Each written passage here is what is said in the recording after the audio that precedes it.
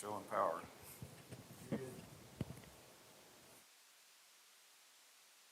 Assume they can hear on YouTube. Hey, good morning. Thank you, everybody, for coming. So if you have any training topics you'd like to see or anything, I go to a lot of trainings. That's pretty much what I do as my job, or a good portion of it's travel the state doing these and attending conferences and setting up trainings. So definitely any topics or things that you'd like to see, let me know. I've got about half a dozen right now from our conference last month that I think would be definitely of interest to this group, and I'm looking to schedule.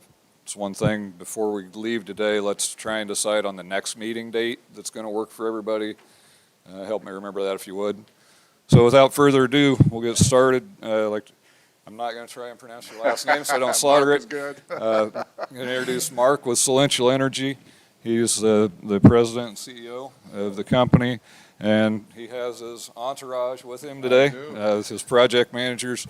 I was seeking, at request of another system, solar energy providers, and particularly floating solars, and happened onto their information.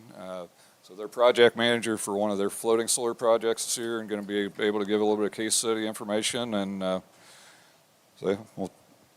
Mark? Thank you, Ken. I appreciate it.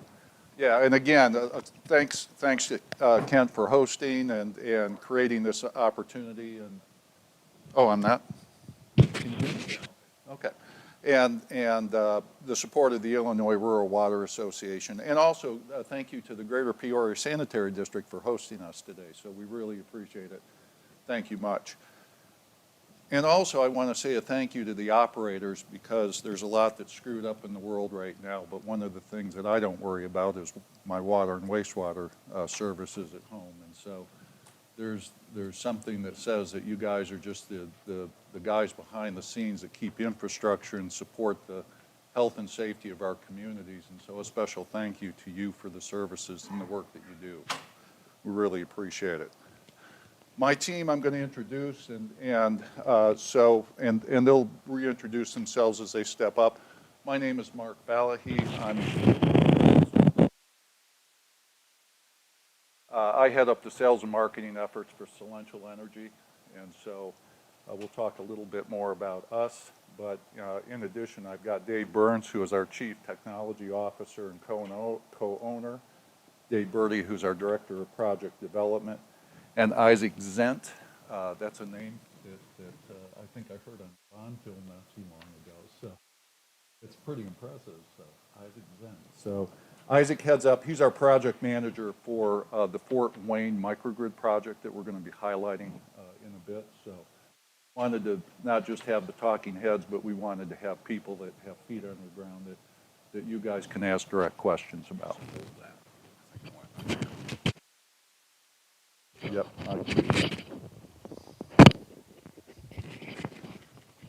Okay, let's step into this.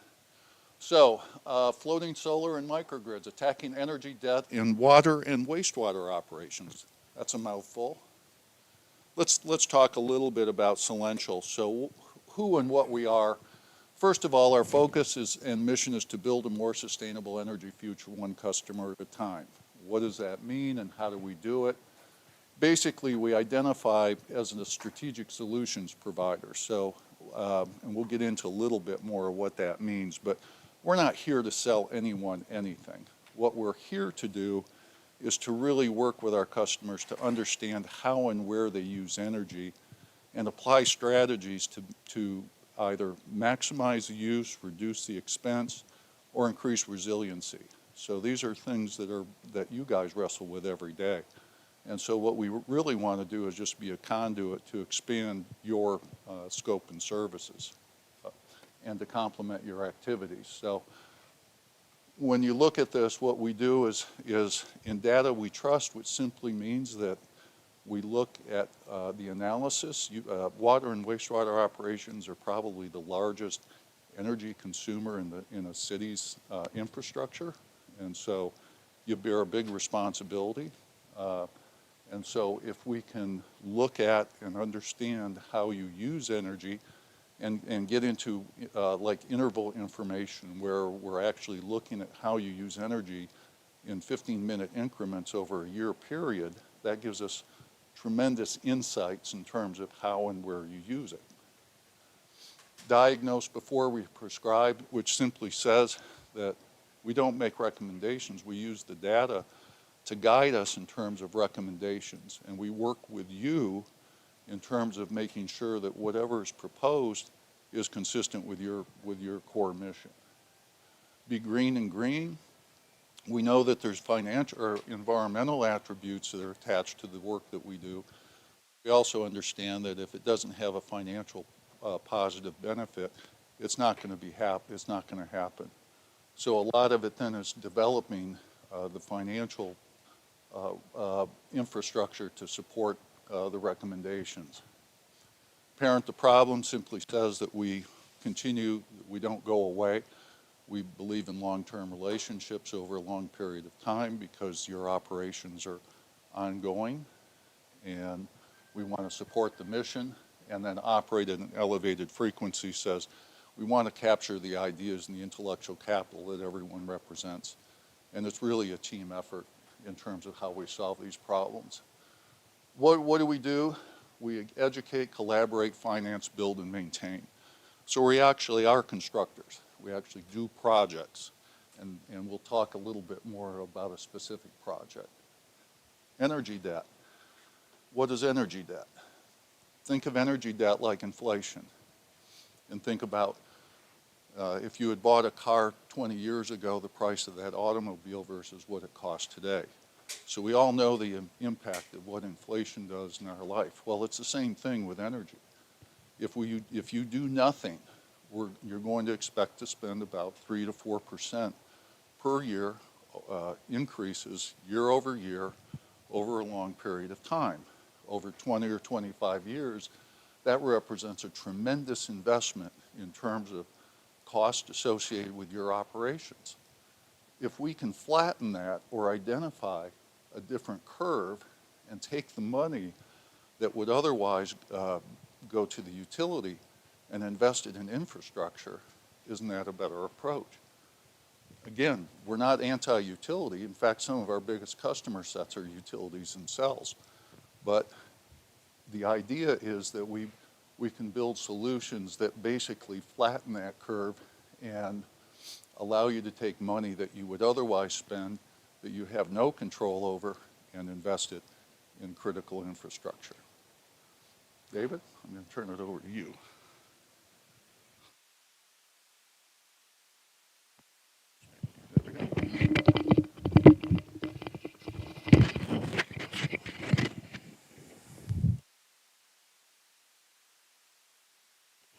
Can you guys hear me?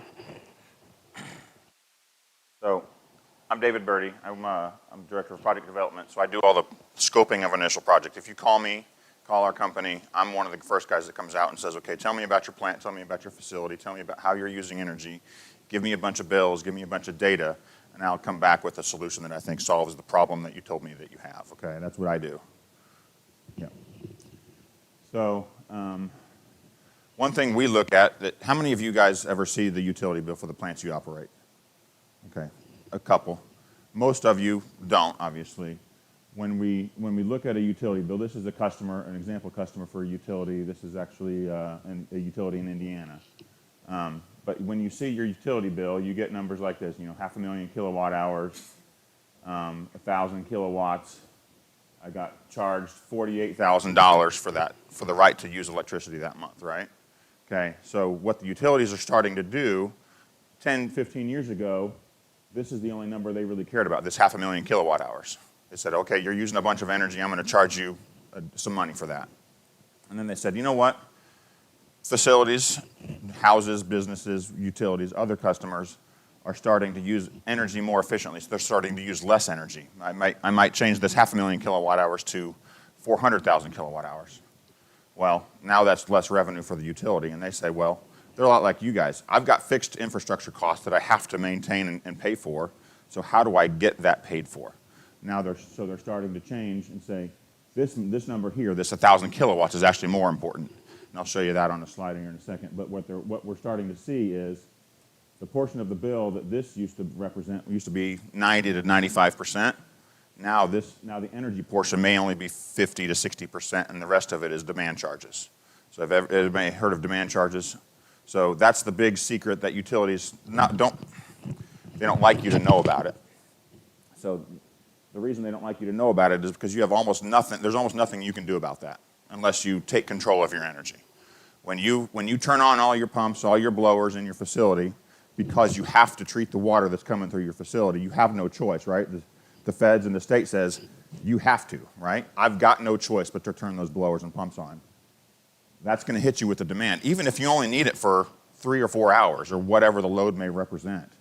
So that may be a very little bit of energy on the overall scheme of things, but it's going to hit you with the demand because that may be a couple 200 horsepower blowers, 50 horsepower pumps. That's a big kilowatt load for the utility to have to supply all at once. And what that represents is how big do my wires have to be to serve your facility, and how big do the wires have to be 2 towns over to get that power to you from the generating station. Okay, that's what that represents. So that's why they're starting to charge you this way instead of the old way. Again, that means for them that they keep a steady source of revenue, but it means that unless you do something differently about how you use energy, there's almost nothing you can do about it, which they like because they say, look, Mr. Jimmy John over here at the utility plant, he's got no choice but to turn those blowers and pumps on, so I've got him coming and going. He's going to pay me either way, okay? And we're here to say there's a different way to think about your energy and your relationship with your utility. Like Mark said, the utility's not bad, they're not your enemy, but they're also not necessarily your friend. They don't necessarily want to save you money, okay? So again, this is an example bill from an actual customer. So when I talk about demand charges, this curve here is a day curve, so it starts at 1 a.m. or midnight, ends at midnight. So you're using energy throughout the day. It looks a lot like this. You got morning lows and afternoon peaks, or morning peaks and afternoon lows, depending on how your operations looks like. But it's a lot like whack-a-mole. We can say, okay, guys, you showed me your utility bills and your interval data for your plant, and I found your peak. I could do something about that peak by maybe putting in solar, okay? Because this one happens to fall during the middle of the day, which is right when solar is generating. But the game becomes a lot like whack-a-mole, where we hit that peak. Guess what? There's another one hiding right behind it. So, and it's not that far different from the one that we found. So we might have thought we saved you $5,000, $10,000 a month, or whatever it is. We actually didn't. We only saved you a couple $100 a month because this one was hiding and we couldn't see it. That's why we need this data here instead of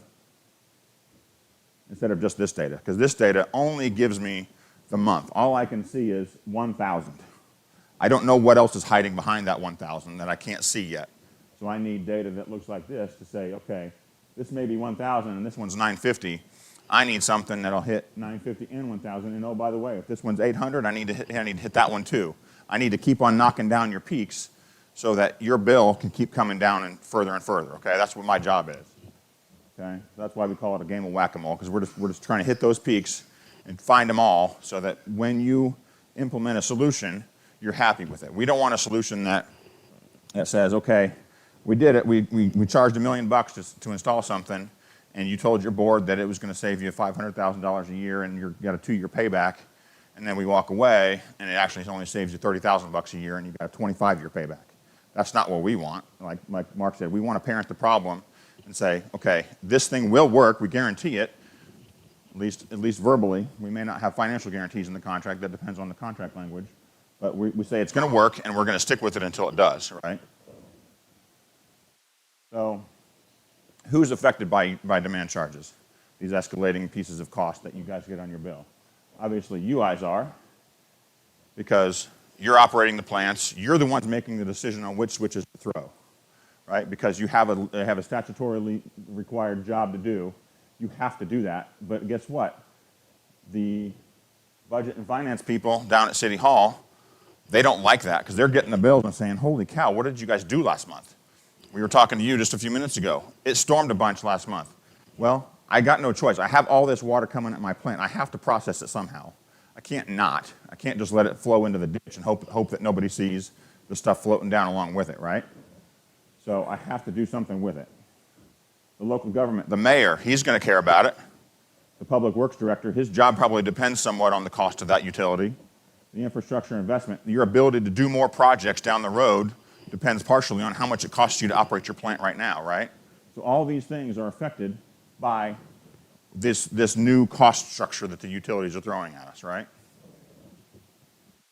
All right, so that's a long-winded explanation to talk about energy and why I care about it and why I think you should care about it. Here's a solution that is uniquely situated in your world. Most of you, not all of you, but most of you have lagoons or some sort of holding ponds on your facilities that are just sitting there, probably growing algae in the summer, causing you problems in the winter because there's geese all over it. You may have to put some protection around it because it's now it's an open body of water that the city wants you to do something about it, right? So now it's kind of a nuisance. You got to have it, but you don't, it's kind of a pain in your butt. It's just sitting there. It's open water otherwise, right? So the option did you have a question? No. The option now is on the table of putting floating solar on those lagoons.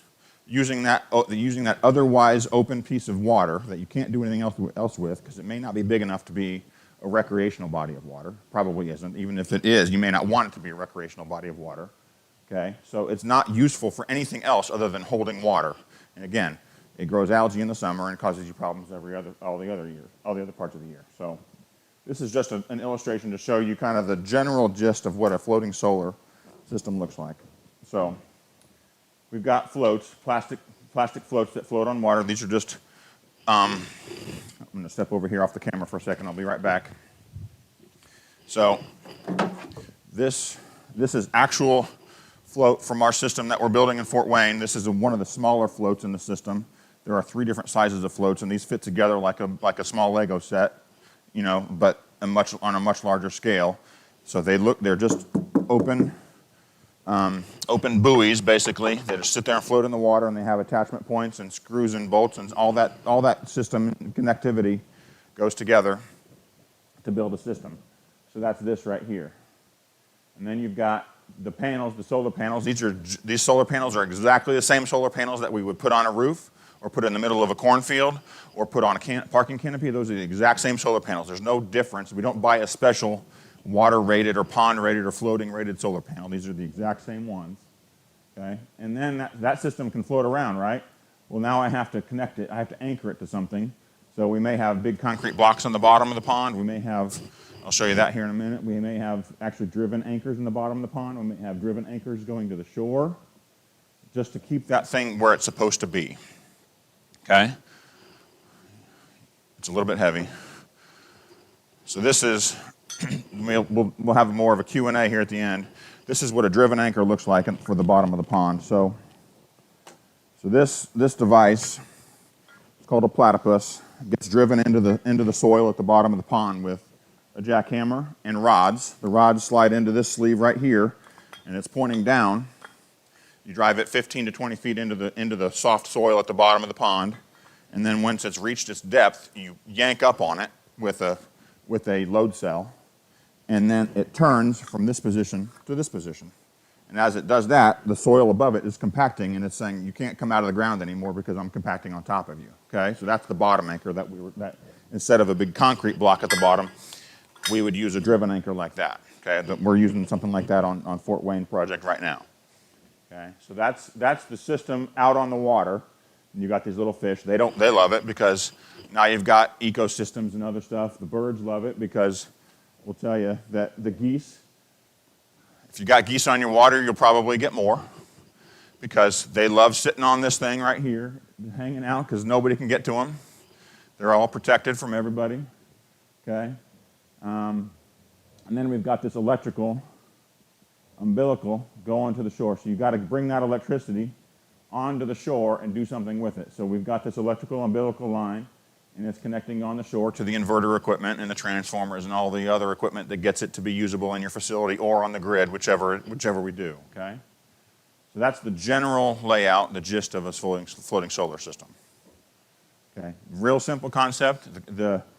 Like I said, the most important thing to take away, the thing that people may sometimes don't realize until we talk to them. The only thing different about this system compared to what we would put in the middle of a cornfield or on the top of a roof is the racking. We call this the racking, or the mechanical system, the floats. In the middle of a cornfield, it's some steel beams and some tabletop trays. On the roof, it may be some plastic trays or some driven posts or something like that. But again, everything else is exactly the same. The same wiring, the same panels, the same inverters, everything is exactly the same. It just is installed in a location that makes sense for you. Okay? So I talked a few minutes ago about maybe solar on this slide back here. You know, hey, this is a daytime peak. So that solar's great for that because solar happens to be generating in the daytime, right? Well, what if my peak is over here at 3 o'clock in the morning? Solar can't do anything about that. Okay, and we're realists. We understand that solar isn't the answer to every problem. So, how do we solve that problem, knowing that our company and our industry is moving towards renewable energy in general and sustainability as a whole, right? How do we do that, keeping those same goals in mind? Well, a microgrid is a really cool, elegant solution to bring all those technologies into one system that can solve those problems for you and still employ some renewable energy in it. Again, it's not the only solution. It's not the only tool in our toolbox. And not everything's a nail because the only thing we got is a hammer. Okay? We want renewable energy to be part of our projects, right? We just don't know exactly what that looks like yet. I think Mark talked about it. I'm not coming into this solution saying, how much, you call me up and say, hey, I want to look at a project. And I'm not coming saying, hey, I got 5 different sizes of solar, which one do you want to buy? I'm saying, what is the solution that works for you? Is renewable energy part of the solution? Maybe it's not. Probably is, but maybe it's not. Maybe we need to do some combined heat and power. Maybe your plants have digester gas that you don't know what to do with. Maybe we can install a biogas engine, burn that digester gas, generate heat to enhance your digestion, and it becomes a virtuous loop. Maybe you already have that, and we just need to employ it into our microgrid. Maybe we need to add some energy storage so we can shift the time of use, the time of day, when renewable energy, maybe we can install enough solar on your lagoon, excuse me, on your lagoon, that we have some extra and we can send it into a battery and store it for the nighttime peaks or the morning peaks, okay? Maybe we want to have a natural gas generator that can run whenever we want it to run so we can limit that peak overall. Maybe, this is a commercial and industrial, so that wouldn't necessarily apply to you guys. Maybe you're starting to turn your fleet over and have electric vehicles on your sites. Maybe we can have some charging stations at the front of the building or whatever. Okay? This would be just all the resources as part of a microgrid. And if we do this right, this could be what we call, if you guys have heard the term V2G or V2B, vehicle to grid, vehicle to building. So maybe these vehicles, when they're sitting there for 6 hours a day because you're here at the plant, their battery can be used inside the microgrid. Okay? All those resources are available inside of a microgrid. The whole point of a microgrid is you have this is the brains. And it's looking at the utility saying, the utility's available, okay, great. But how much of this and how much of each one of these do I want to use? It's making the decision, okay, all renewables, some energy storage, no generator, some combined heat and power. It's making those decisions all day long, deciding. And our typical project looks a little bit like, okay, we've got a utility grid, and maybe your current demand peak is 1,000 kW or 1,500 kW. We would say, okay, utility, okay, Ameren or ComEd or whomever your utility is, how about we change that peak and we say you're never going to get drawn for more than 250 kW. It'll be all the time 250 kW draw from the grid, and everything else will be used to make up the balance. That's what a typical project starts to look like when we start this out, is to say, what number do we want this to be, and then how much of this do we need to make that happen, okay?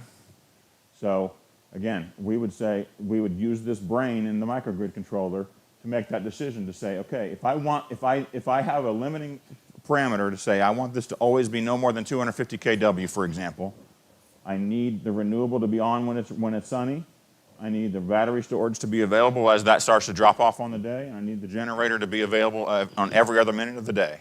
Okay, that's what I need, and that's what these brains are talking, deciding every day. So again, pretty simple diagram to show a microgrid, but the point is, we understand the solution isn't always just put more solar out there, because that's not always the answer. Okay, so here is the example of the project that Isaac is managing right now, and I'll let him talk more about it in the Q&A session. I'm sure there's some questions. But we're in the middle of construction right now. We're wrapping up here in the next couple months. Excuse me. The site is about 22 acres on a 30-acre pond. This pond is stormwater holding ponds for the city of Fort Wayne. They've got 3 of them that are about 30 acres each. And we're using about 2/3 of one of them right now. There's plans to potentially expand this in the future. This is one island of 2 islands that will be sitting on this pond. The other one's going to sit right here. It's on the water. This picture was taken back in the fall. So again, 6.7 megawatts of energy is being installed. That's the number of panels, that dictates the number of panels that are on the water. And then all that energy is flowing to here. Right here is where all of our inverters and transformers are sitting to make that power usable by the plant. And this project is the Midwest's largest floating solar, and it will be, when it's done, the 2nd largest floating solar in the country. And it is part of a microgrid. As part of this, in addition to this 6.7 megawatts, we're installing 2 1.5 megawatt Caterpillar engines. There are already existing 2 400 kilowatt biogas generators that they already had in the facility that they use for enhanced digestion. The heat off of those goes to enhance the digestion process. And there's also 3 diesel generators that were already there that we're incorporating into that brains of the microgrid. So that those assets are all available for the microgrid to decide. And then in addition to that, there's a battery that is there to help this as the clouds move over this, because this is large enough, this array is large enough that you're going to see clouds move over it, and it may have clouds here but not here. So as the output of that starts to wane and drop as clouds move over, that battery will be there to keep that output steady so that basically the plant never sees a cloud going over the top. This is the point of that. So I think, is that the last slide? So that is the thumbnail sketch of that project. So I think we're at 25 minutes, so I think we've got plenty of time for questions if anybody has them. Okay. Oh, yeah, my bad. I apologize. I jumped ahead too quickly. Clicker, so advance with that.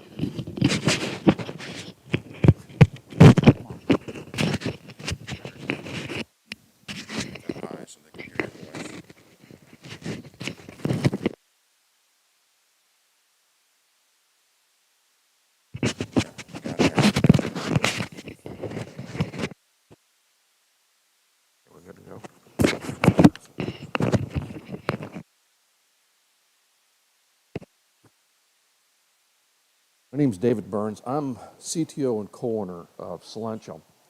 And I think we've been throwing a lot of technology terms to you, and I know sometimes it's hard to understand without an analogy to kind of go with it. And what I wanted to do was kind of tell it from a different perspective. Everybody has one of these, a cell phone. What's in this cell phone, technology, computer, and everything else that's in this, the utility energy paradigm is shifting greatly in front of us right now.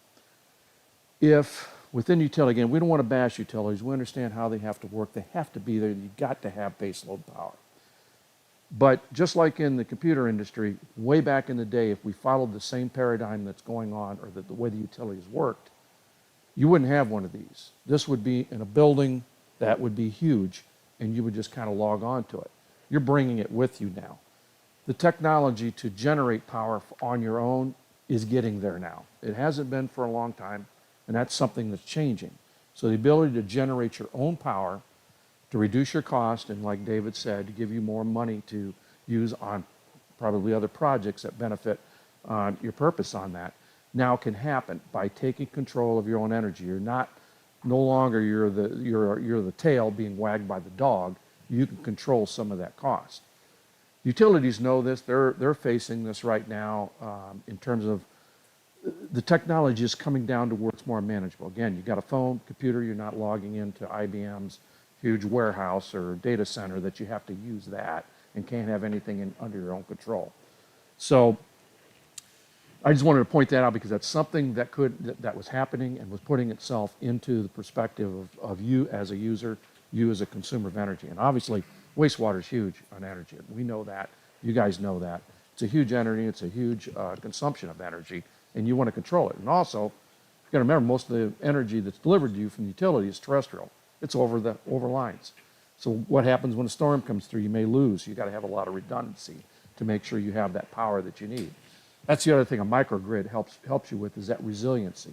That time and day when the storms come through in the spring, tornado comes through, knocks it off, guess what? You could still be online, not waiting or running your diesel generators, which are good to have because you have the backup on it. But a much better solution for that would be like a natural gas generator if you have natural gas available. So it's just a little bit to try and hopefully put it into context. But one right here is there's not just floating solar. David talked about the other ones, ground and canopies and stuff. This is another one at Carmel Wastewater that we had to encounter. They don't have ponds that we could have floated solar on, but they had a need, and they had a spot that was right next to the river that they wanted to utilize and said, how can we utilize this?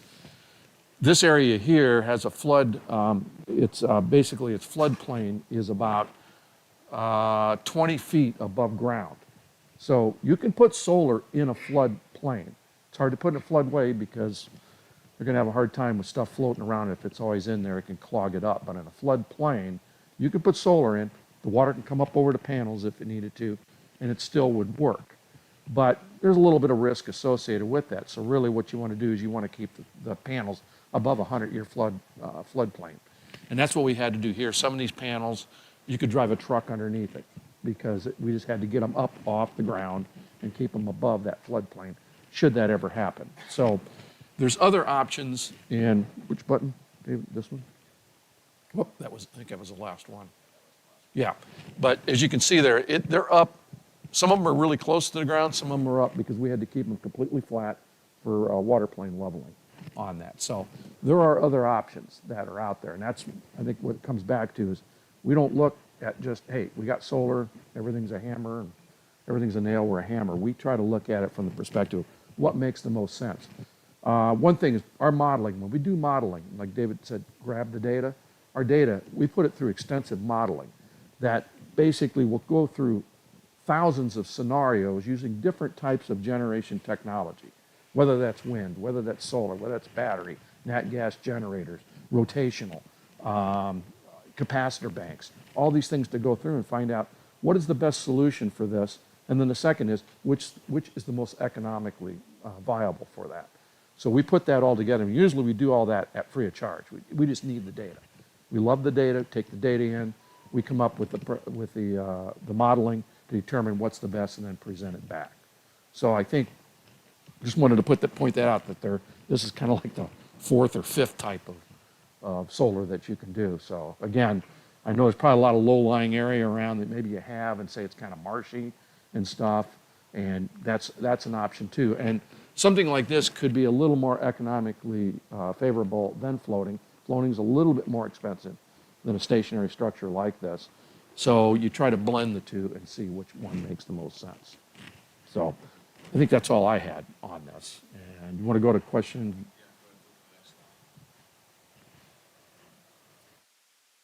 So yeah, any questions? We'd like to work this more as a, answer any of your questions on this. Can you repeat that? So lifespan of one of those panels. On a panel? The panels basically are, we don't know what the end of them basically are. When accountants or investment firms look at that because if they're building it and they want to put it in as investment, it's a 40-year asset. Past that point, there's panels out there that are 50-some years old. I mean, it's going back a ways, that are still producing at 95% of their stated power.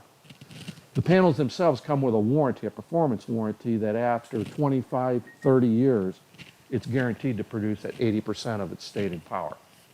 And when you get lawyers involved in something like that, they're going to actually, they're going to go on the conservative side of that. And we know we've got panels that are out there that are plus 15 that haven't hardly dropped at all on their production. Now, if somebody throws a rock through it, obviously it's dead.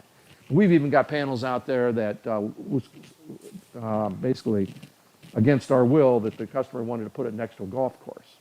And the panels were pointing in the way of the fairway. So guess what? These guys got to pick up a shag ball. Boom.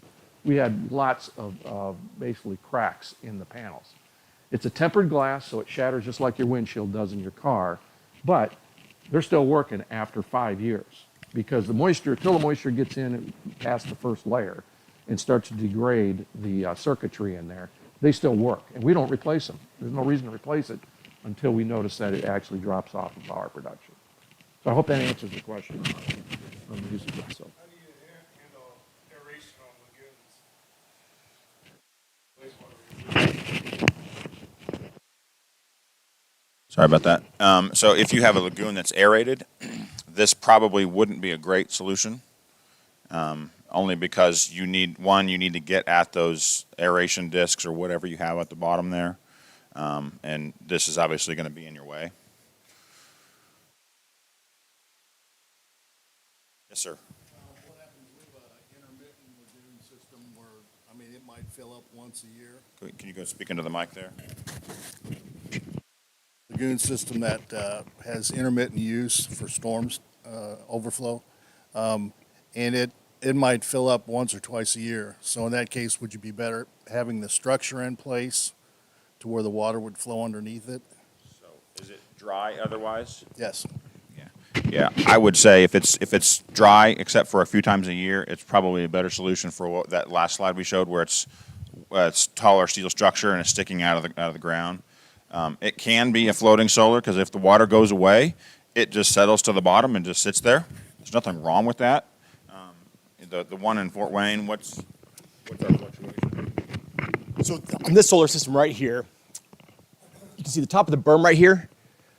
We have 15 feet of water elevation change that's capable of this pond.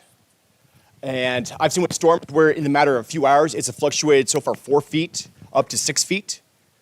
Just because all of the storm system ends up coming to this pond first. So this is designed to be able to move up and down with high winds. Right now, this currently today is still not anchored 100%. It is anchored actually to 3 points right here on this edge, 2 points right here, and 2 points over here it's anchored. It's anchored with a nice little rope from Menards. That's all it's anchored with currently. I mean, it's half-inch rope. I mean, it actually does not move that much. You'll get most movement right now is because of the water elevation change. Once it's fully anchored, it is anchored. I mean, this is a half-inch cable on this. I mean, this is rated for 16,000 pounds. It's not going to pull out. And actually from this going to the actual floats, each one of these has an aluminum bar on it where they connect, and it goes to a shackle. There's actually a chain there that they use for adjustment.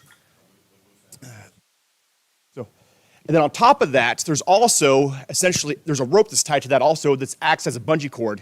So, because on this system, we have permanent bank anchors along the outside perimeter that are on the bank. Then we have the ones here along this side. And actually, you can't see on this picture, but there's some buoys out here. And with those ones, so as the water goes up, these bank anchors get slack in them. And these side ones become tight. When it drops, it's just the opposite. The bank anchors get tight, and all the interior ones get slack. And so this rope is used as a giant bungee cord to keep a constant tension on the floats. And I've walked out here, and I'm not a little guy. I'll tell you, I weigh about 315, and they do sink in. When I walk on this float, the top of this float is level with the water level, so you will get your feet wet. And I've walked all over this. I will tell you, do not walk in the corners. The corners are not how they're designed. The corner of this, so this corner right here, And right there, you don't want to walk. That's the only spot you're not supposed to walk on there. Everywhere else, you can walk in through every one of these rows. There it is.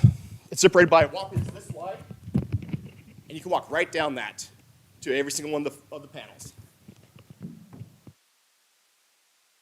One thing also, and I know it's probably of a concern for our climates here. This doesn't matter if it freezes over. Matter of fact, they have these in Norway and Sweden that are completely frozen half the year. So the floats stay on top of the ice, and even when they get encased in ice, as soon as the thaw starts happening, they're of a design that as the water comes up, and as it would, around the ice, this will break loose and fall in place with it. So they are designed for the winter. So you can handle them here in the northern climates. Next question. So you don't have one in use currently or in service or case study information that we could look at as far as maybe the amount of light that's deflected, which would be one benefit for some of the lagoon systems as well, and the other being water temperature. Okay, If it so helps maintain the water temperature. So or for the increase it. algae growth, guys, assuming where you're going with that question is with the algae, because that's Yeah. a big problem. This pond turned it was nice bright green this summer. They had the solar. The city has like 4 or 5 panels out there. They're solar. They run electricity out there to help with the algae growth. Solanter, the company that actually designs this, is actually doing a case study right now and studying that, because that has been a concern with sewer lagoons, and so that is in the process. Right now, there's not a lot of case studies yet, just because it's a new system. This is like it showed. The second, it'll be the largest unit in the U.S., in the Midwest. The other one is over New Jersey, slightly bigger. That's actually the largest in the U.S., and that one was, I believe, completed only last year. So it's very new for the U.S., but they've been using these all over. I mean, they've used this Norway, Germany, France. It's been used a lot over in Europe and also now in Asia. If you were just to look at the area covered, if you were just to look at the area covered by the panels themselves, this, outside to outside, outside to outside, it's upwards of 85% of that water is covered, shaded by either the floats or the panels themselves. So again, we were talking before. We know, I've been a wastewater engineer before. We know that sunlight, if no sunlight means no algae, that means at least 85% of that water is not getting sunlight at any point during the day. So the algae, anecdotally, is down. Can we document exactly what the percentage reduction is? Not yet, but we will be able to. And yeah, the cooling effect. So I mentioned the virtuous loop before. It's a little bit of a virtuous loop on the cooling effect too, because the one thing that electrical systems don't like is heat. That hurts the actual performance of an electrical system, and solar panel is no different. So when it's 98 degrees in the middle of the summer and 75% humidity, they don't like that. So sitting in the middle of a cornfield where there's nothing but dead air sitting there is not great for a solar panel. Sitting on the middle of a lagoon where the water is cool, the air coming off that water is constantly cooling the panels, and then the fact that the panels are shading the water is continuing to cool that water. So it's a virtuous loop there where the panels are cooled by the water's cooled by the panels, and they just help each other.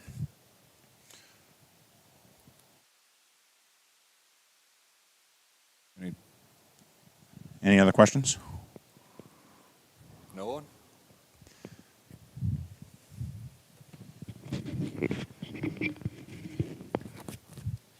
On this project here, is that just based on one inverter? Is the inverter like a linchpin? If the inverter went down, would that whole system be out of use at that moment? I know there's some like home solar systems that have individual inverters on each panel.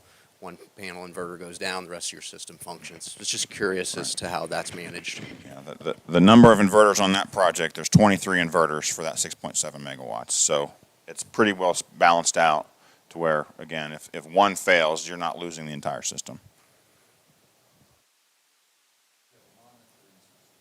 Yeah, we don't have a slide for it, but we mentioned maintenance earlier.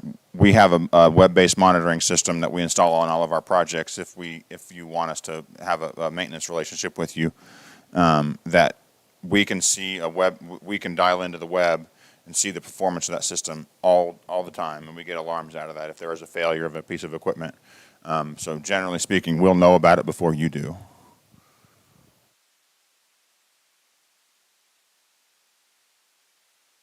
Yeah, thanks for the question. Good questions. Thank you, guys. Paul, you guys did anything?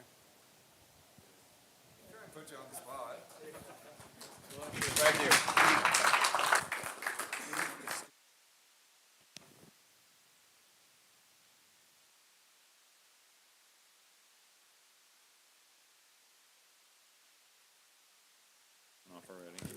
We're going to have to take a short break to get our second presentation ready, so we will be back shortly. Thank you.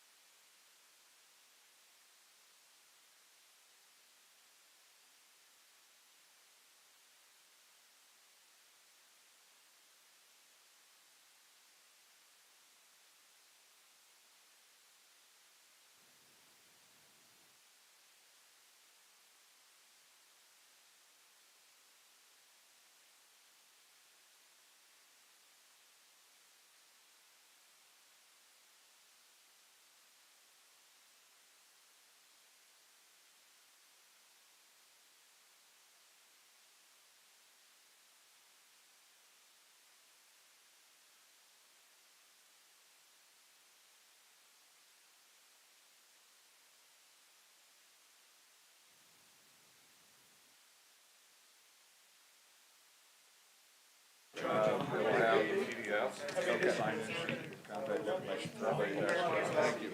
for all your help. Thank you.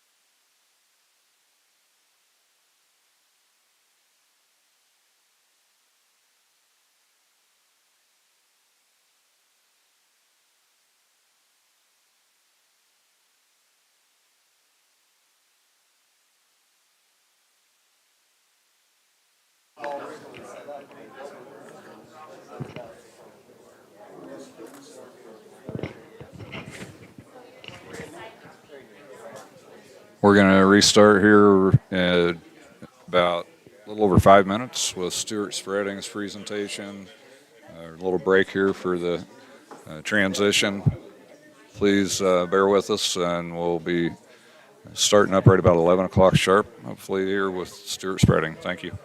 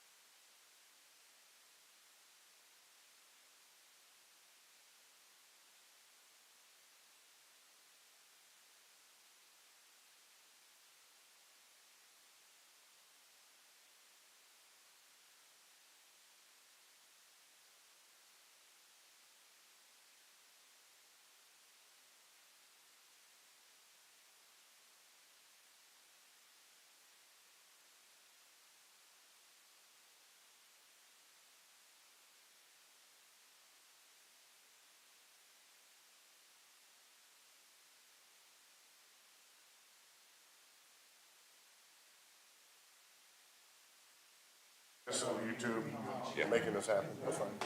With my voice, I need a mic anyway. It doesn't project. Just need it.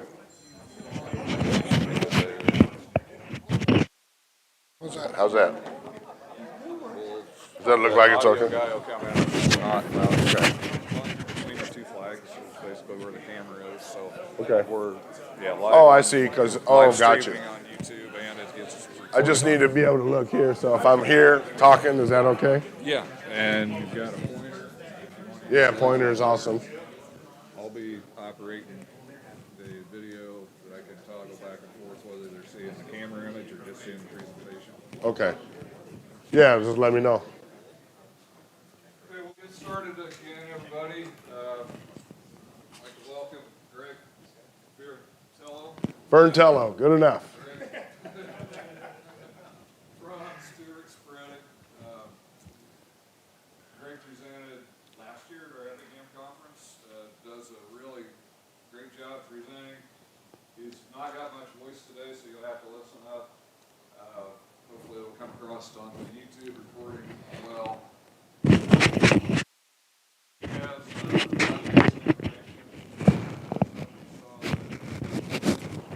proposed legislation for Illinois for this going to ban application of biosolids. It appears that that's hopefully dead at this point, but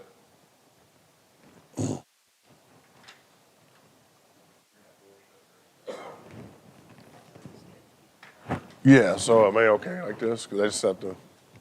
Okay. All right, well, thanks a lot. Appreciate it. I am at the tail end of a cold, but I thought it would be better to struggle than to not show up at all. Those are my thoughts. So afterwards, I will wear a mask. So if anyone wants to talk more, I'll be protected, and then I'm not trying to give this cold to anybody. So. Since you brought it up, House Bill 5118 was Northwest suburban congressman, and we really don't know why or who or how it came to be. It just showed up. Fortunately, we have services. I do have some background on the constituents in this district reached out to the local representative, and he thought it would be a great idea to eliminate it because he didn't like it. And the local rep and the state rep just ran it. Okay. That's how it came out. So it was a surprise, but we caught it, and then we got all the right people involved, and we were able to deal with it. What I find in this industry is people are scared of what they don't know. So we just have to get the right information to the right people at the right time. Otherwise, things can just get out of hand. You know, it can turn into a political football real fast. So that in and of itself. So Midwest Biosolids Association, we wish we could have had this organization sooner, but we have them now. And they're taking the lead on all of our big challenges. So for now, we talked to all the politicians, the lobbyists that we needed to, and the best we know for this year, it's off the table. That is the latest information we have about House Bill 5118. So, okay, so like you said, I'm Greg. I'm a biosolids agronomist, 32 years career. I don't know where the time went, but here I am. So, and I just want to try to have a good conversation and help you guys understand what we're dealing with, biosolids and all the new challenges. And so the House bill was the first challenge. A little bit of what we do. Recycling, biosolids, of course, high calcium lime, industrial, commercial. We also farm. We farm close to 4,000 acres, and we have 500 head of cattle. So we are an actual farming operation.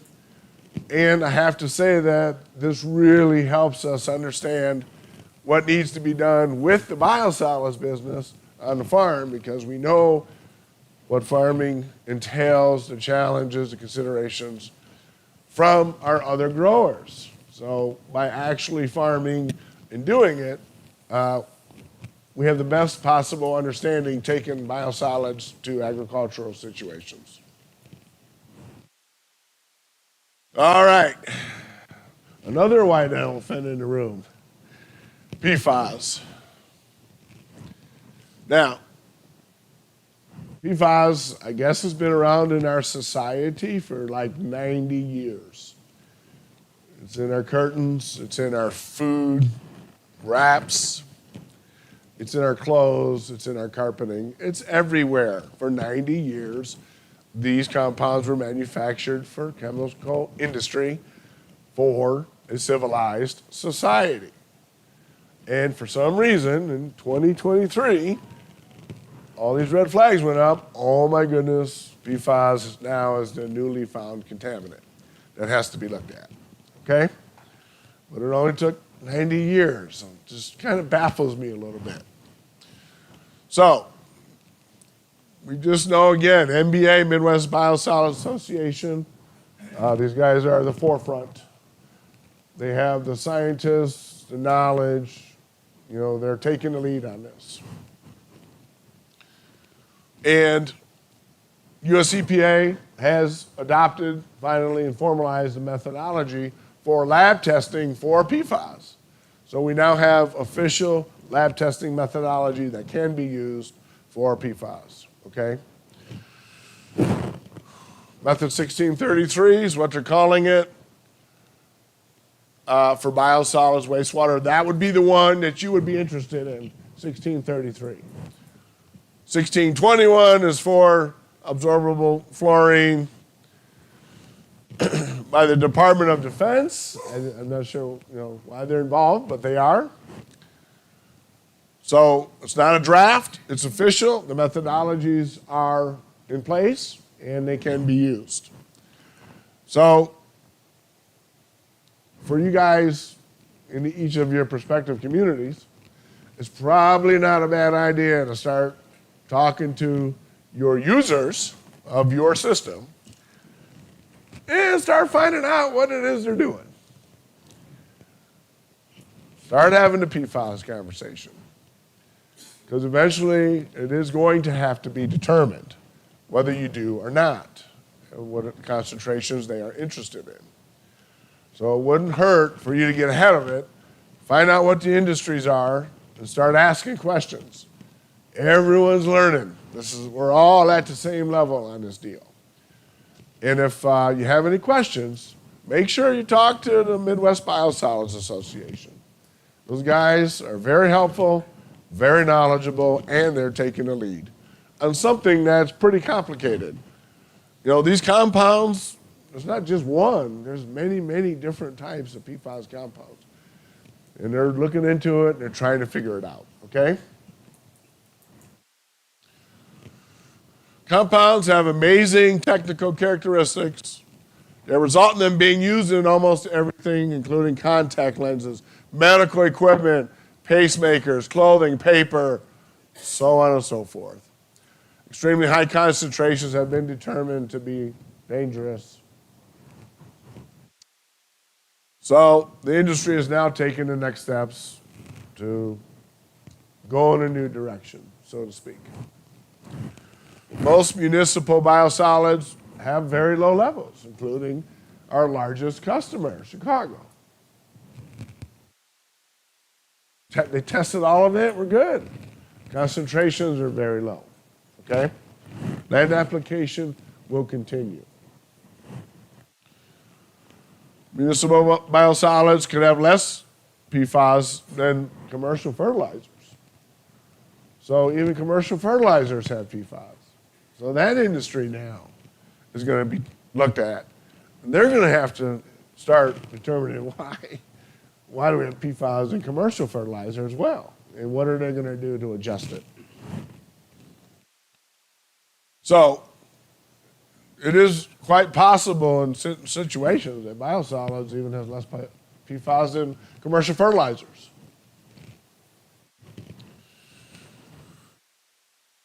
Nine, This is NBA. 9 PFAS identified as hazardous so far.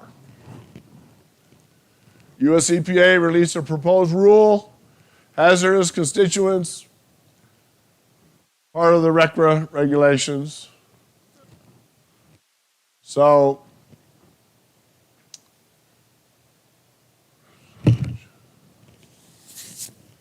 it's just a lot of EPA stuff, guys. RCRA, laws, rules. 9 PFAS have been identified that they're interested in. This whole thing is a moving target. It's evolving each and every day.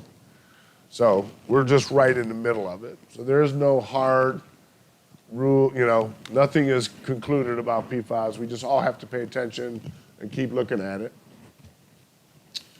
So with these hazardous wastes, RCRA,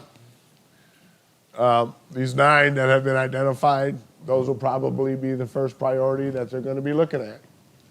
Here's 9. Do we have these 9 in our biosolids, in our drinking water? Those are going to be the questions, okay?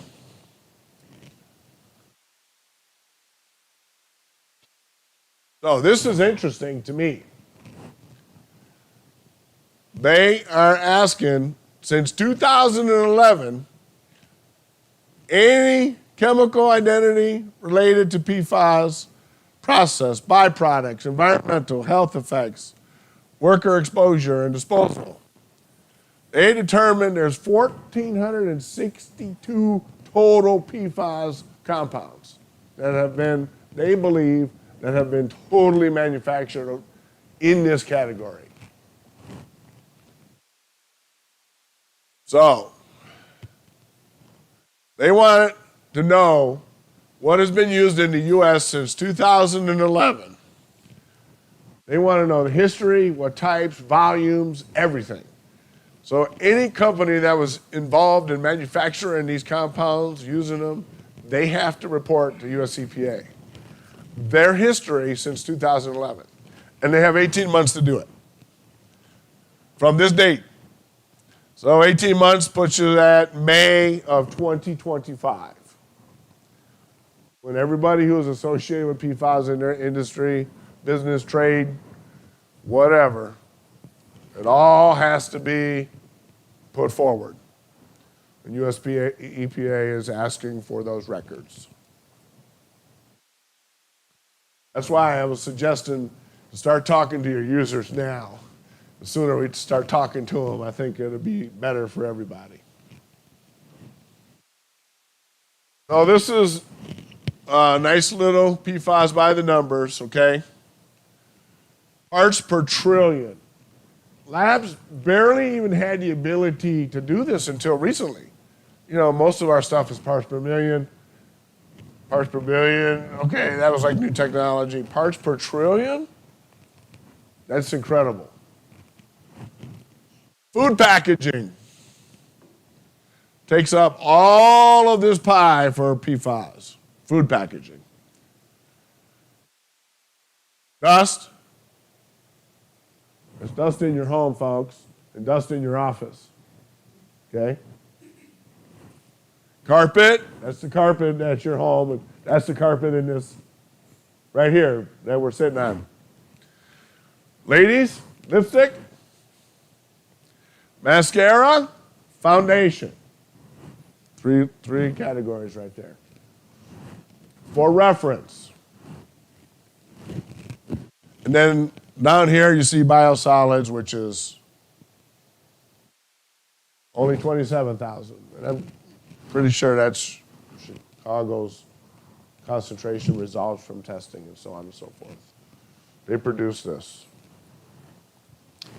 So, this is just a simple graph to try to put it into a real world perspective.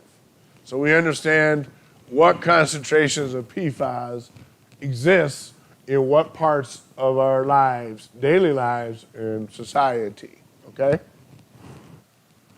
All right, any questions?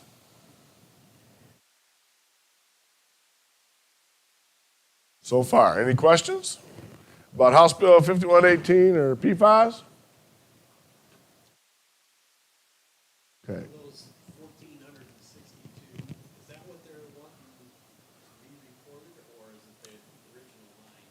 So I'm not sure exactly. I think they want to know, I think they want to know the 1,463 PFAS.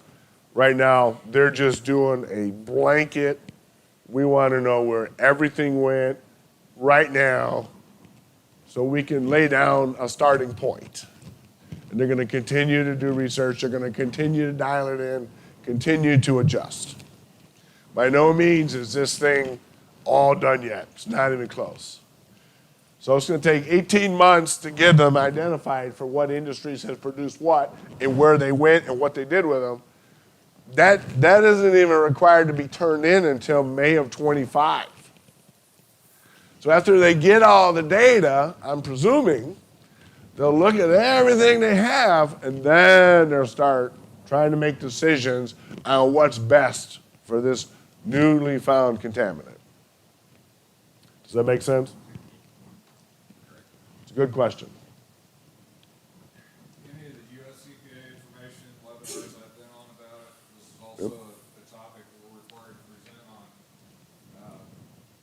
They currently don't know, and statements from US EPA that have made is they are trying to gather the information they're wanting. And on the drinking water side, if any of you are looking at doing UCMR 5 monitoring, that's testing for 40 of the compounds. So, yeah, it's all in the information gathering stage right now to find out what's out there, where it is, and as well as doing the studies on how harmful it is and which ones that they really need to nail down and narrow down the control of. So. Language like this 27,000, concentration like that, what we're hearing is just a passive recipient at such low concentration, it appears that nothing is going to be done in situations like this. Well, right now, they're suggesting that there won't be any actions taken for biosolids that aren't receiving PFAS industry wastewater. Yes? Is that going to be something that we will be tracking like we do? So it's very possible. Now, I've reached out to EPA and I tried to get updates for them. I have 3 speaking engagements this month, but unfortunately, I guess those guys are busy. I just have not heard back from them. So I do not know. But yes, I would imagine it is possible that could be one of the end results. But again, we're so in the beginning stages yet, we just can't say. It would just be speculation at this point. But yes, it's plausible. Next. That's a good question. I haven't really done anything about landfill leachate and PFAS, so I just haven't gone into that because we're so focused on biosolids and farms and land application. So honestly, I just don't have any information about that with the leachate. But if it's there and leachate goes to wastewater treatment plants, it all comes back full circle and it could be a very valid concern. So that's a good question. And just like any other contributor, that would be another contributor that you would want to start talking to. And given the nature of landfills, I would have to guess that PFAS is probably going to be there. That was a good question. Any questions about this pie chart? It's just basically trying to give you a very basic knowledge of concentrations. So, yeah.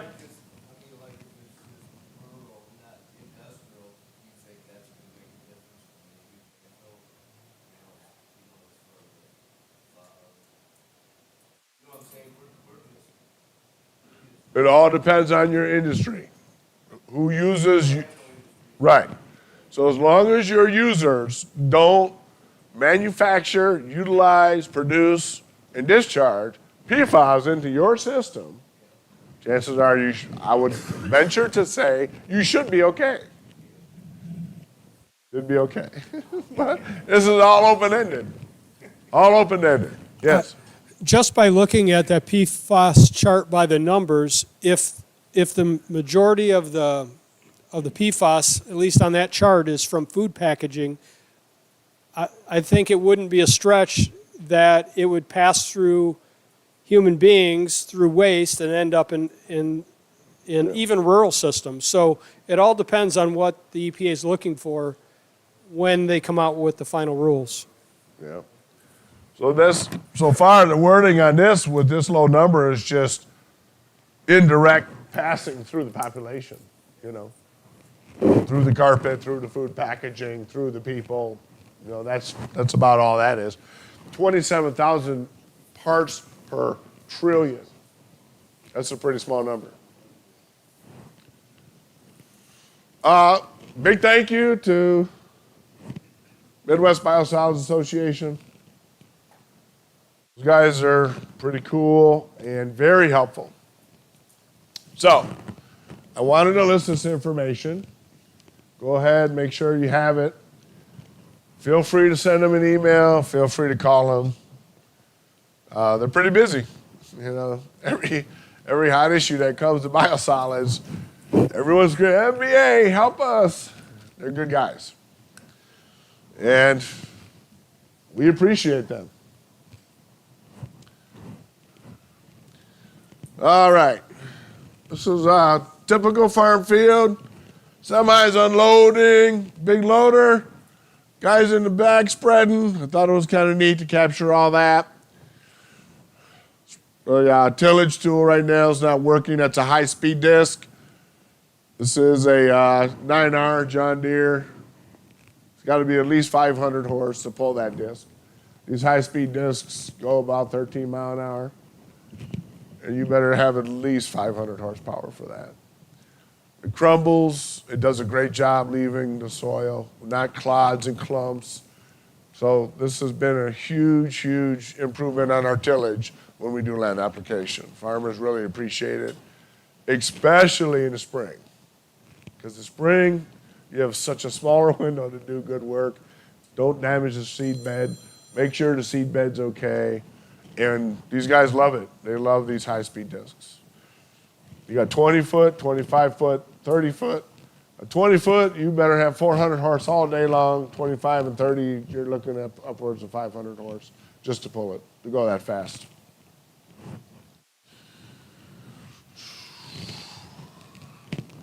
EPA, I tried, and they couldn't get back to me.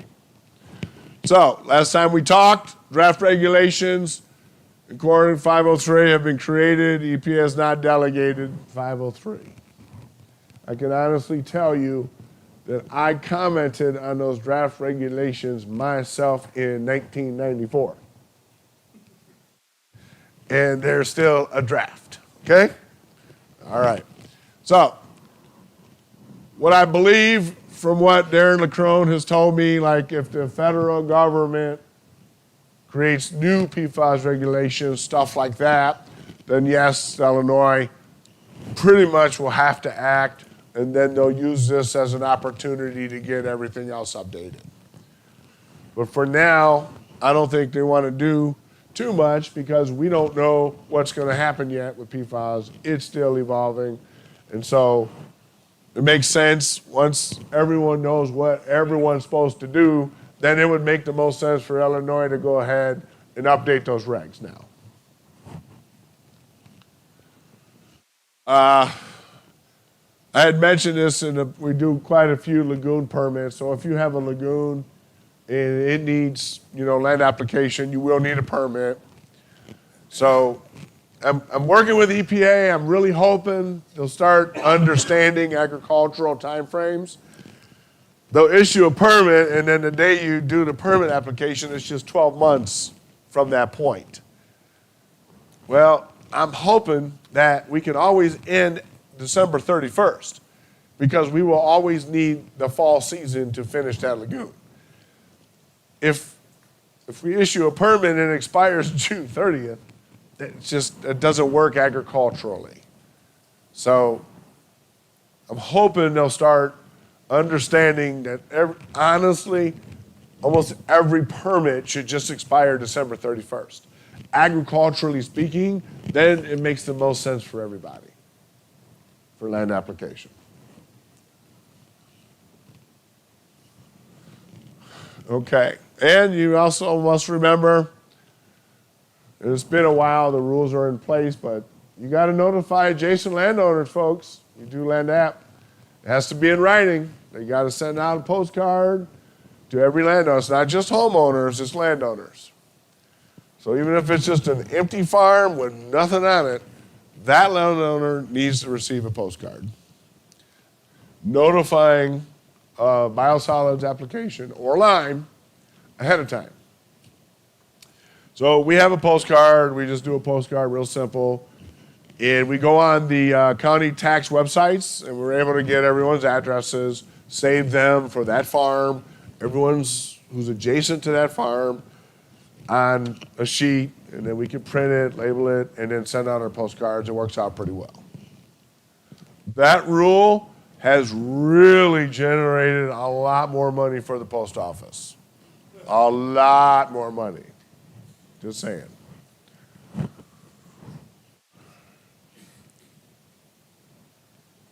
Again, PFAS, latest concern.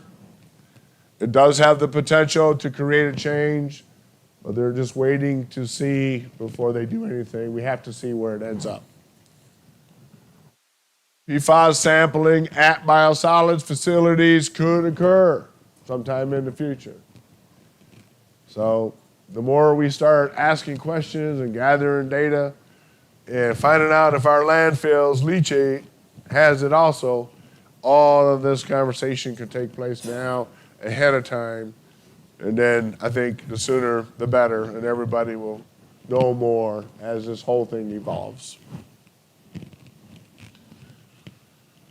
The criteria at the federal and state level may drive the changes. And then they're also saying soil sampling requirements too, but nothing is eminent. So it may take it to where the farms, so like radium, we have to do a background for radium before we spread anything with radium concentrations. So there might be a background for PFAS too. It is a possibility. So, but we'll just have to find out. All right, any questions?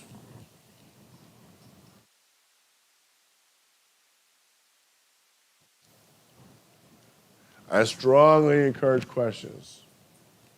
I like talking about what you guys want to hear about. So just let me know.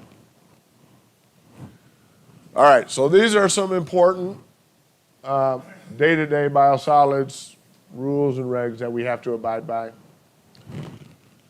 30-day storage. In-field storage, or what's called off-site storage, maximum 30 days. Used to be 60. Well, then a golf course was spread, and it kind of got nasty. Guy was a member of a golf course. It became political, and now we have new rules.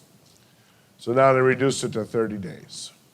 But what that caused us to do is we just don't even stockpile it all. We haul it, spread it same day, and do incorporation. And I will be honest with you, 95% of our complaints have gone bye-bye. You're there and you're spreading it. You're not leaving it sit as a pile, getting it worked in, doing a tillage, get in, get out. And 95% of our complaints have diminished. Lime, 60 days. We never get complaints for lime. Now, some lime that gets come from treating river water, surprisingly, it has a fishy smell to it. It really does. But to us guys who are in the biosolids industry, it's nothing. And for some farmers who use lime for the first time, and they say, oh my gosh, this stuff smells, I can't stop laughing at them. Because this is like 5% or 2% of what the odor actually can be. So I get a kick out of that, and we laugh and everything. And then I explain to them other odors that they could be experiencing. 100-foot buffer for homes, 200 feet for potable wells. This has pretty much been the rule for a while now. So my pace, the way I walk, and I've been doing it for a long time, at 67 paces, I'm right at 200 feet. But to be safe, I usually jump it up to 70 paces. Then you know you're covered. But for other people, you'd be surprised. I'll have a guy walk with me, I'm training someone, and they'll be like at 79, you know. It just depends. You can have a big difference. If that's the case, get a long tape measure, get a couple 100-foot tape measure, and then you can do it that way too. Picocurie, radium, we talked about that. 3.1, absolute maximum. So you do your background, you get your basis, and right now we're allowed to increase 1 picocurie. That's it. Once we increase 1 picocurie, that farm is done for radium. You cannot add any more radium to it. So it's a huge tracking effort. And IEMA has set it all up. They've seen enough data. We're not even required to send in our reports anymore. We're required to do the reports, keep them in-house, hold on to them, and if IEMA ever wants to come and look or ask for them, then we can give them to them. So you're not even required to provide them anymore. Yes? One of the systems I used to work with was doing radium removal through lime softening. Okay. I was wondering if your experience was similar background radium levels that we were seeing In farm fields? in farm fields. Okay. In this region Okay. were high. You are high. It was going to be difficult for us to exceed a site life. Okay. Any of those calculations, I didn't know if your experiences had been. So if the backgrounds are starting high, you're saying it's hard to find farms to even take radium lime solids? Because the backgrounds are starting high already? Yeah, the background radiation levels. In the farm fields. In the soil. Yeah. So that's a problem. In general, IEMA has recognized 2.0 as average is what they feel comfortable with. But they're talking about maybe getting rid of, and just assuming 2.0 and we're good, add 1 more picocurie, but they haven't decided yet. So if you do a background and you have combined radium of 3.0, that farm's already done. You can't do anything. You can't haul lime to it if it has radium. You can't do anything. So that's the problem. So I have to believe, I'm not sure radium testing is, you could probably take 2 of the exact same samples of radium soil and send them and test them independently. And there's a good chance you're going to have 2 different results. So I just don't know how radium testing, how accurate it is, if there's a margin of error, you know what I mean? So, but we're doing what we're told to do. We have to do this, we're doing it. Sometimes we get results and it's like, that just can't be possible, you know, and then you got to retest. So anyway, but unfortunately that's bad. If you have high radium background, that's going to make it difficult for you to find places to use your product, right? I talked about postcards, 60 days. So before you start working, that landowner had to receive that notification 7 days prior to you showing up. And then after that, after 90 days, if you don't show up, you got to re-notify them. If you ever get the chance and the EPA is going to redo some stuff, I'm going to be like, hey, can we just do once every 6 months? Because the majority of the homeowners, and we use a lot of fields with farmers that we do repeatedly, homeowners are sick of getting the postcards. They're tired of it. So just maybe be like once every 6 months, which would be half the postcards. I think that would be common sense.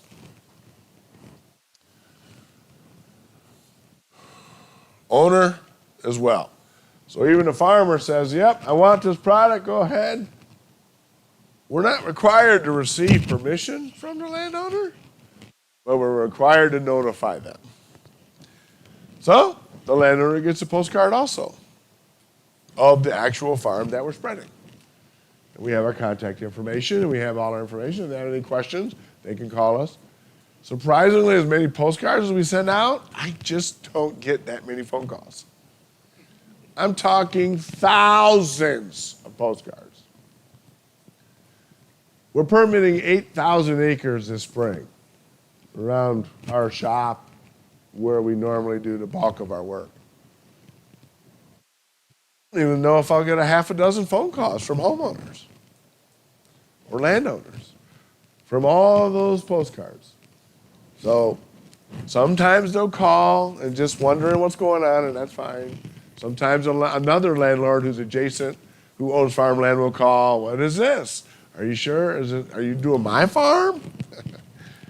But anyway, it's not too bad. November 15th and March 1st, they just thought it's a good idea. No stockpiling. Unless you have ice and snow. You have to permit your farm, site specific. It has to be listed in a permit for ice and snow. Then it's okay. You can stockpile 30 days then. That's it. But if we could just haul it, spread it, work it in, and be done with it, it's just so many less headaches. We do have a few clients who need it, and we have no choice, and we have to do winter app and winter stockpiling. But other than that, we just try to get it done, move on to the next. And again, like, I think I just killed the battery. My pointer. Did I turn it off, or is the battery dead?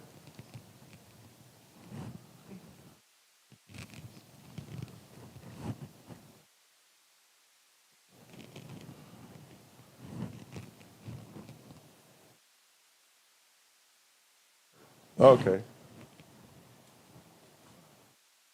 All right.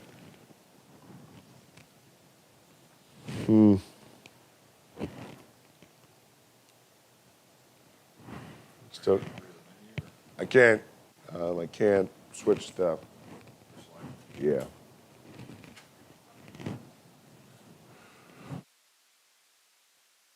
So that might need to.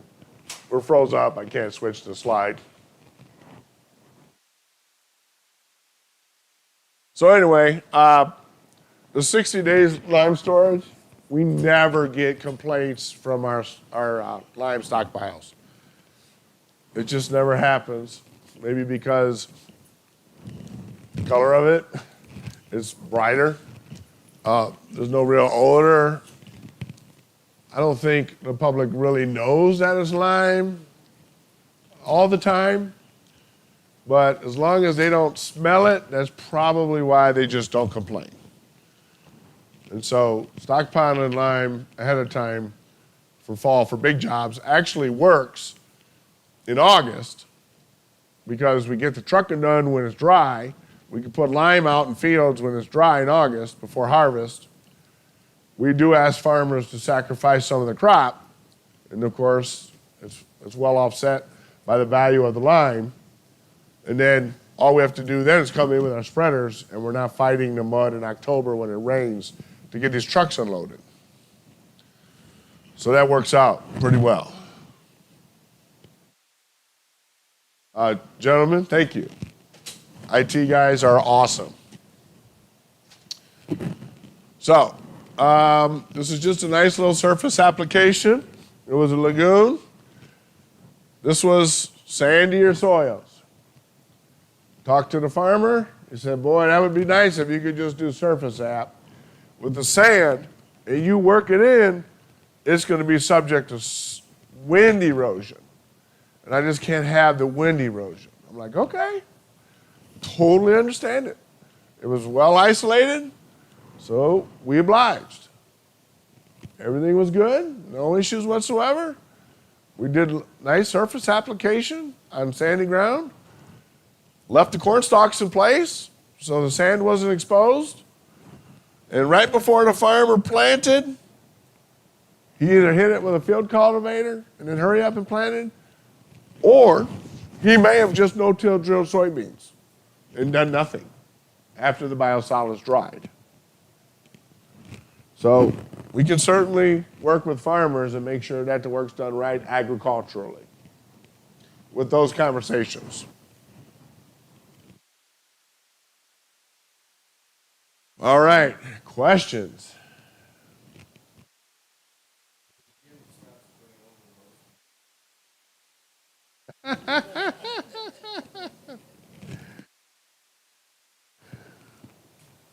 That would be a 50-50.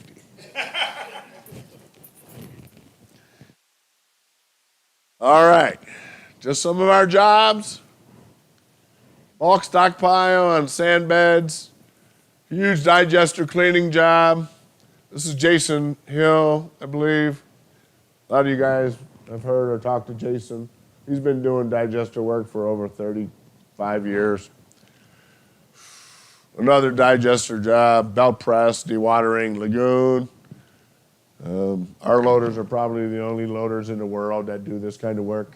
I don't think anybody else would do that to a front end loader.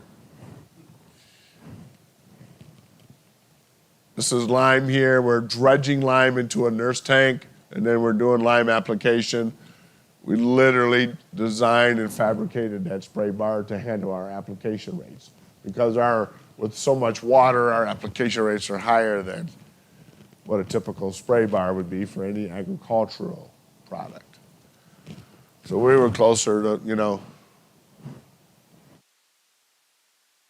5,000 to 7,000 gallons per acre lime, so on and so forth.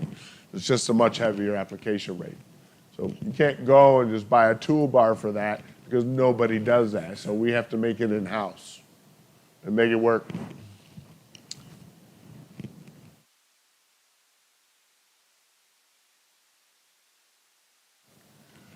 Okay, so I did reach out to IEMA, and took him a while, but he responded. He was waiting for legal to give him permission to share with me what I could share in my presentations. He has not heard back from legal. So the information is the same from what last time that we talked. We're hoping to get to 3.0 up to 3.1. We'll take whatever we can get. That would help, 1/10 of a picocurie. That would help. There's a lot of stuff here dealing with the higher concentrations. 200 picocurie and up, okay? So from 100 picocurie, where you cannot go to farms anymore, to 200 picocurie, go to landfill. And they need to be notified. They need to put their blessing on it. You get over 200 picocurie, now that takes it to the next level. I actually talked to a generator. The previous gentleman in charge installed radium removal. It's been a while since I had talked to this particular generator. The gentleman has since retired. The new leaders are in place. And back in the day, radiums were in the 70s, 80s, 90s. They put the radium removal system in, dropped down to 10. 5 years later, we get the results. It's back up to 70, 80. So what's happening is when you get over 200, the cost of dealing with that is very expensive. So dollars and cents always makes your final decisions, and it's just speculation, but we believe they would rather have it in the biosolids and try to spread it on the farms to save money instead of paying higher concentration, waste costs, putting it in landfills where it belongs. But everything comes with a cost. And I'm just being honest. So, Unfortunately, landlords and farmers are aware of radium. And they're not necessarily excited about receiving communities radium. Not to mention, we have some farm fields that have maxed out. How do you go to that landlord and say, I'm sorry, we just can't spread your field anymore? There's no good conversation that's going to be had with that. It's not easy. It's not going to, what? Why can't I take biosolids? Well, if we have radium-free biosolids, you can, and here's why. So there are communities that have radium and still putting it on the farms, but farms are getting maxed out, and you can never use them again, okay, for radium. So you got to think about that.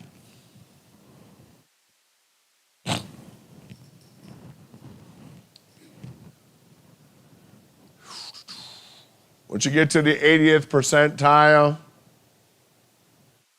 repeat sampling will not be required. So they had talked about repeat sampling. IEMA wants to get rid of that.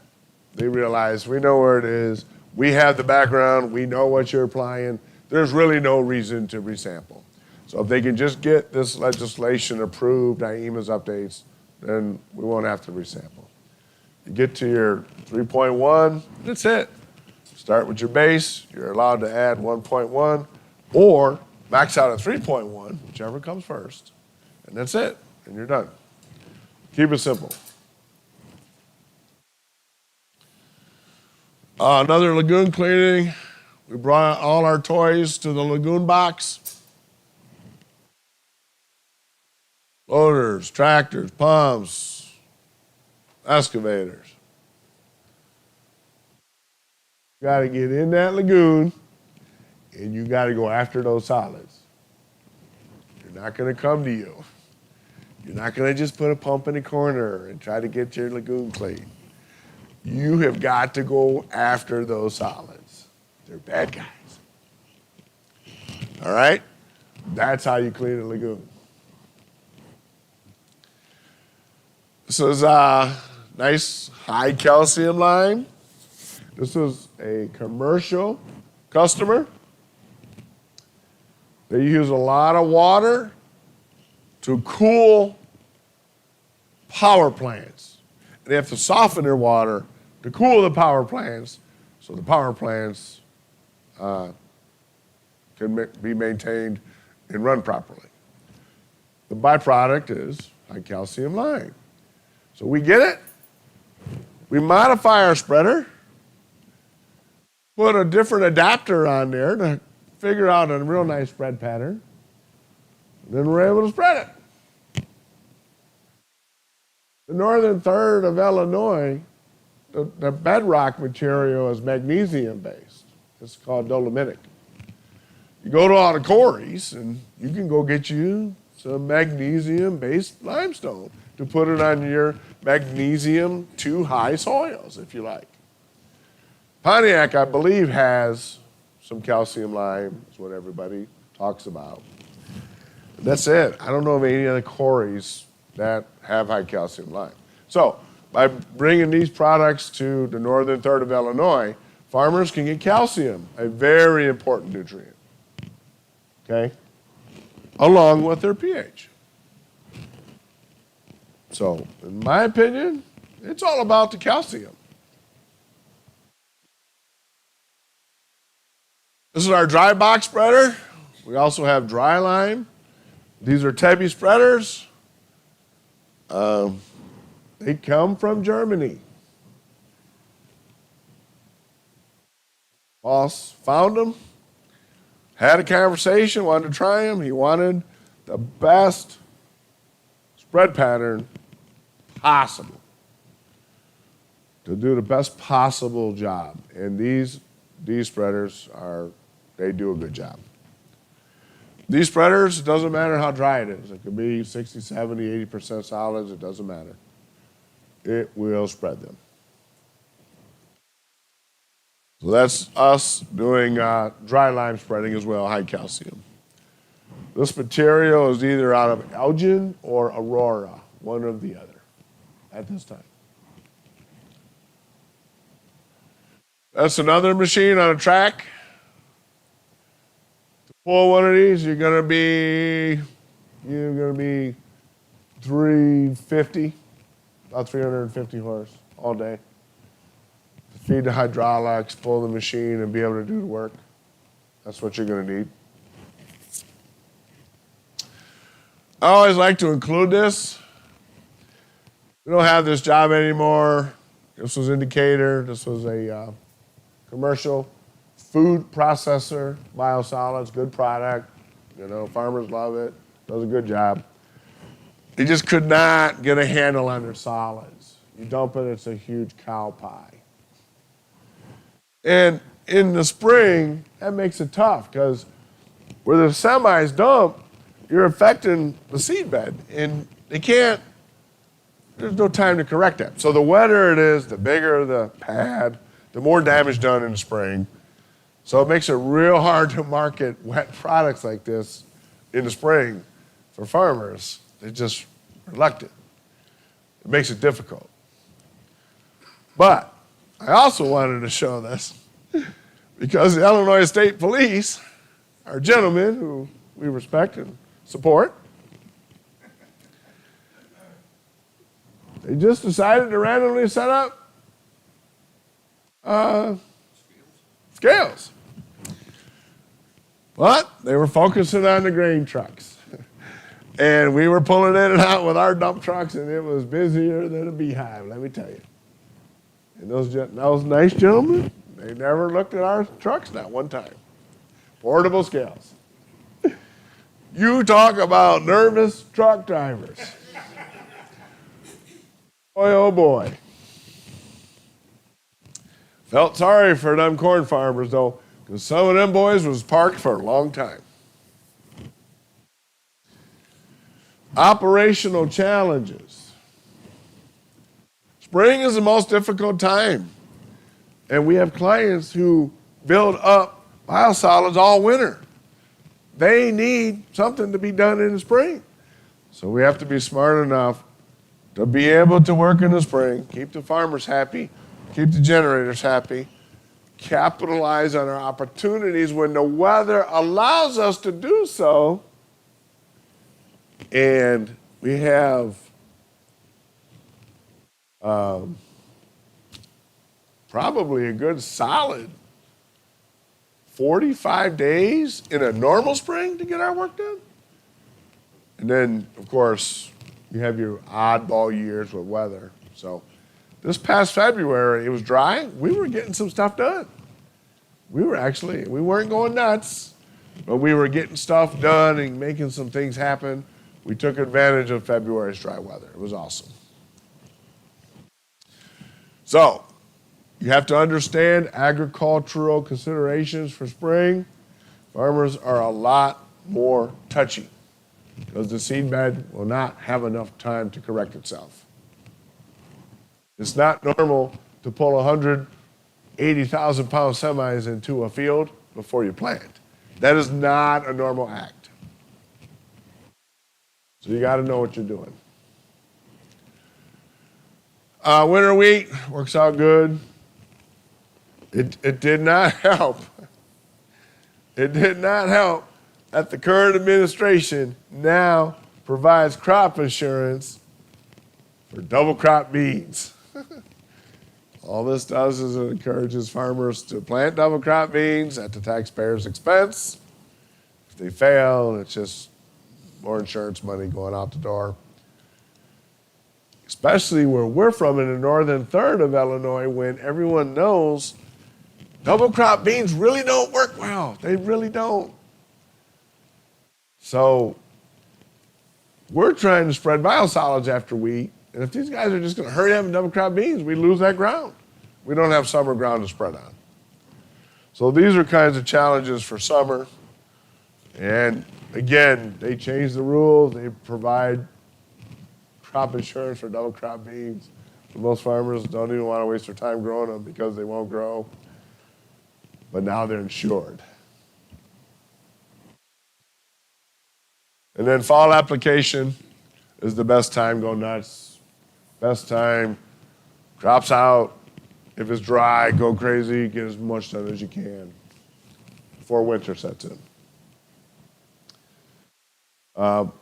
In this industry, 2012, does anyone remember the drought of 2012? In my 32-year career, that was the best year in the biosolids industry ever. Now, nothing grew, but we got everything spread, worked in, farmers were happy, everybody was happy. And every plant was empty, the timing was right. We started early because it was early dry spring and stayed dry. So 2012 was dry. I know the crops didn't do well after that, but we were hoping that this year was going to be the next 2012. February was good, but now we're getting the rain. So it doesn't look like it's going to be the next 2012, just for biosolids and spreading. So moving forward, any questions? Anybody? Anything, whatever. I mean, How do you screen out, like, plastics and stuff? so that happens at the plants. So a lot of plants know they got to do that ahead of time. Lagoons, we have our own portable screeners and stuff. So we actually had a client one time, and there's nothing wrong with people trying to get into a very unique, dynamic industry. But when you don't know what you're doing, you can cause a lot of problems. We see it all the time. There was a customer in West Virginia. Oh yeah, local guy, he'll clean the lagoon, he'll spread it on a hayfield. Didn't clean up any of the garbage, didn't screen it, nothing. Literally dumped all this garbage and debris on a hayfield. Got sued, lawsuits, the whole 9 yards.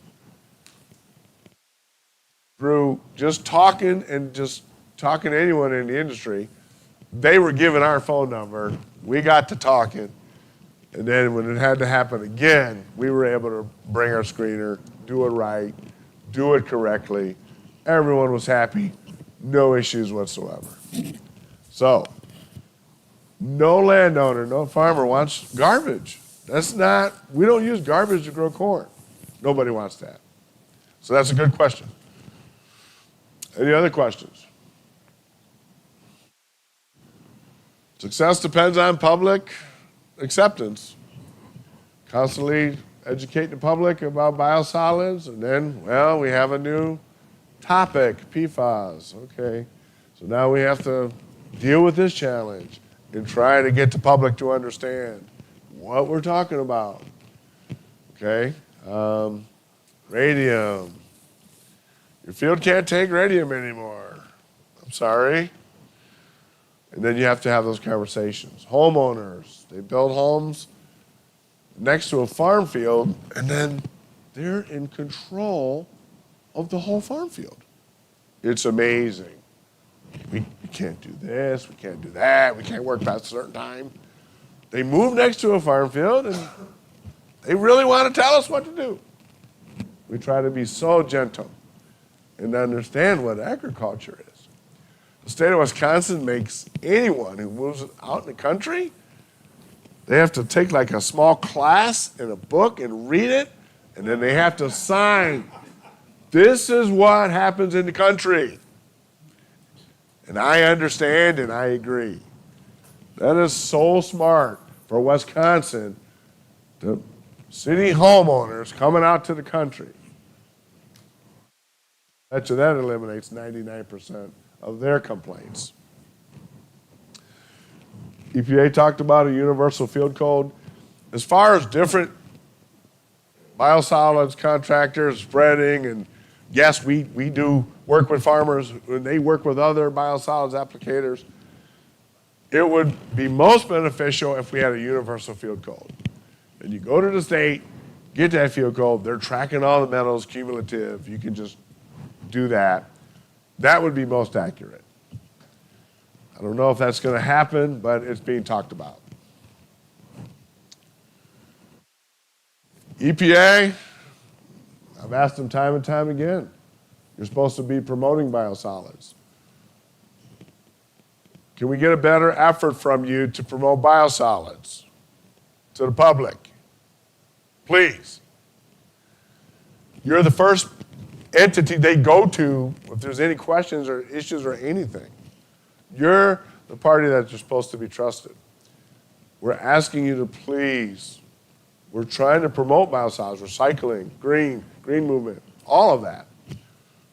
So all we can do, and it would help us, everyone, if EPA would have a more friendly approach, a user-friendly approach, a better PR program, or a part of their program that does public relations and education. Instead of, this is a waste and we just regulate it.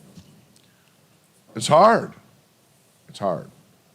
We all have to be on the same team.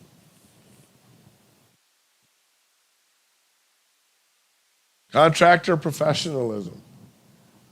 The dude in West Virginia, he didn't know what he was doing. Created a disaster. Subsequent lawsuits. Because he was just a small-time guy with no experience. He wasn't a professional in the industry. He didn't know what he was doing. So, there's nothing wrong with bid work and all that, but boy, you better make sure your contractors are qualified. Because there's a lot of liability. If this stuff isn't done right, there's a lot of liability. And it goes to the owner of the biosolids, who is the producer of the biosolids, from cradle to grave. You own your biosolids into eternity, okay? So, don't be afraid to ask questions, okay? Here's a new guy. You better ask a lot of questions. Is he going to be qualified to do a good job and not provide liability for you?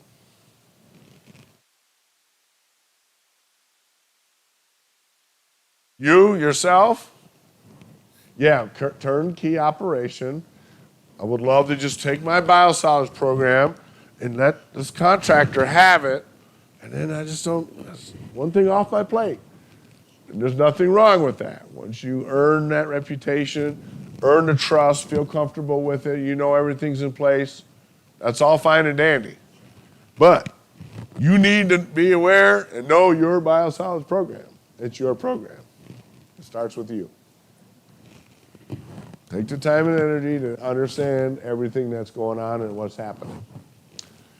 And then, of course, you are governed by EPA 391, US EPA 503, and IEMA 330 if you have radio. Public education must continue. Talked about asking EPA to help us promote biosolids. Please, we're asking you. Consistent communication with local authorities and politicians. When you give people a heads up, they're not surprised, and things go a lot better. We can't hide 50 semis, 12 pieces of heavy equipment, low boys, dust, dirt, noise, in 12 to 16-hour days. We can't hide that. We're coming into these quiet little farm communities out in the country, and it's crazy because we have to get stuff done in a short amount of time. On average, we have 100 operating days. That's it. So we have a whole staff, business, employees, insurance, expenses. We only have 100 days to work to pay for all that. We got to go. So that's why communication is huge. We minimize stockpiling. We talked about that.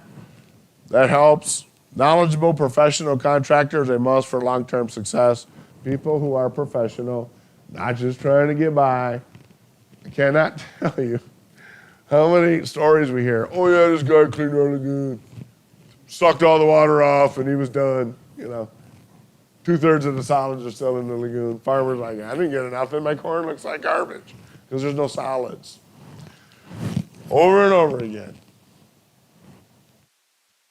Embrace new science and technology. We're doing that. I'm hearing Elon Musk is teaming up with John Deere, And Starlink now is going to be a part of our John Deere smart technology, precision farming. Be interesting to see if they're going to actually do that, make it happen. It'll be interesting to see. How can it help our industry? High-speed disc, another one with a quad track. That's 500 horse all day long.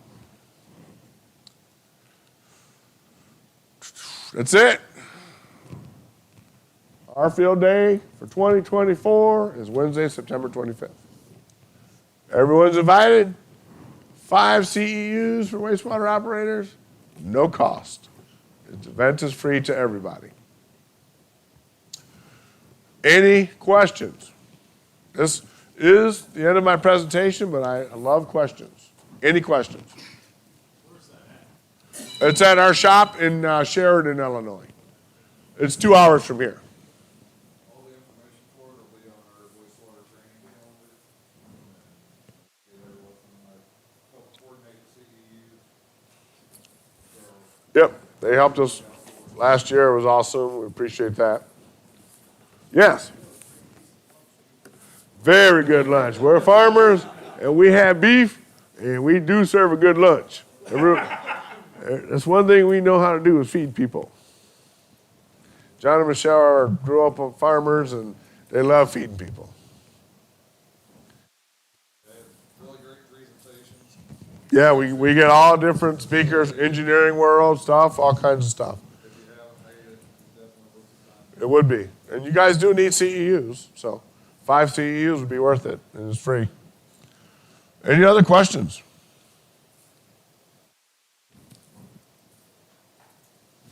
Bags are in the back. So feel free to grab one if you like. Greg Maggie is there too. If you have any questions about him, what we're doing, or any projects, you can talk to him as well. Other than that, guys, thank you. I appreciate it.